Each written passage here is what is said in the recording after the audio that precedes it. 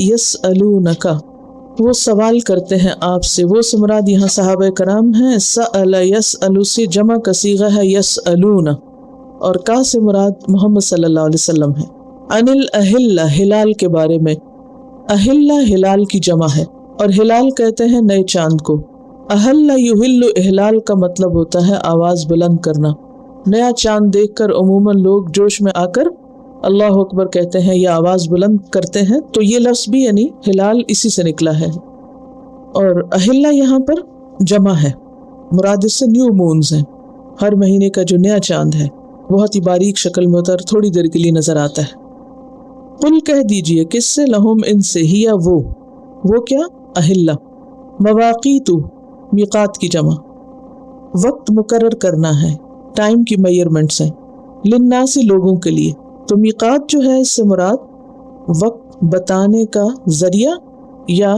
جگہ، جیسے موسیٰ علیہ السلام کوہ طور پر گئے تھے تو اس کے لیے بھی میقات کا لفظ آتا ہے، تو میقات سے مراد اپوائنٹڈ ٹائم یا پلیس، للناس لوگوں کے لیے، والحج اور حج، ولیسا اور نہیں، البر نیکی، پیچھے بر کا معنی پڑھ چکے ہیں، کیا معنی ہوتا ہے، الخیر الکثیر، عام نیکی نہیں، کون سی نیکی، خیر کثیر، کیوں کثیر کا لفظ آ گیا، یہاں تو کوئی نہیں کثیر لکھا ہوا، اس کا روٹ کیا ہے، با را را، بر سے، جی ہاں، جنگل، خلا کے لیے بھی آتا ہے جس کو کوئی عمارتیں وغیرہ نہ ہو، کھلی جگہ، بڑے پیمانے پر جو نظر آئے، بِأَن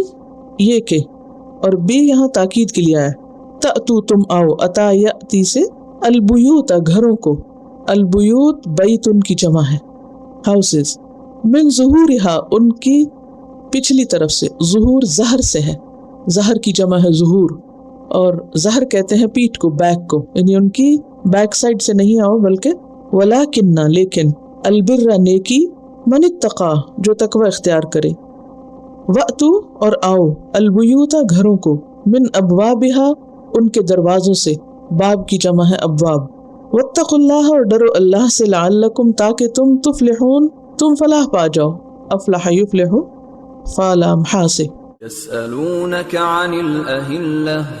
قل هي مواقيت للناس والحج وليس البر بأن تأتوا البيوت من ظهورها ولكن البر من اتقى وأتوا البيوت من أبوابها واتقوا الله لعلكم تفلحون۔